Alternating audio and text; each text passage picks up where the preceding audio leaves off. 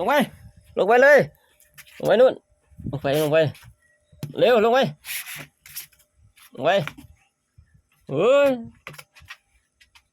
นั่งดีๆนั่งลงขึ้นมาทำไมนั่งดีๆนั่งลงดีๆพ่อดีๆนะพ่อจะนอนแล้วพ่อยามนู่นหันไปฝั่งประตูนู่นหันไปดูด้วยมีใครมาหรือเปล่านะถ้ามีก็เห่าเลยนะเข้าใจไหมนี่โอเค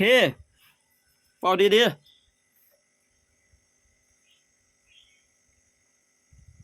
เฝ้าดีๆมองนี่ดิเขาจะมาขโมยเอาอาหารเห็นไหมน่ะใครนั่งดีๆลูกดูข้างหน้านู่นฝั่งนู้น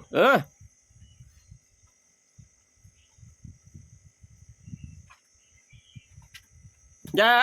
ย่าไปนั่งของตัวเองนู่นนั่งเก้าอี้นู่นไปนั่งเก้าอี้นู่นลูกไปโอ้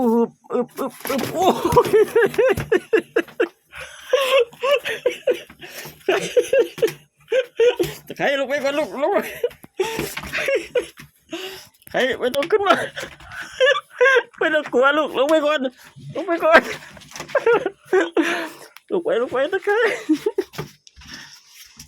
เป็นไรก็อีกคว่ำลงไปเลยไปโอ้ย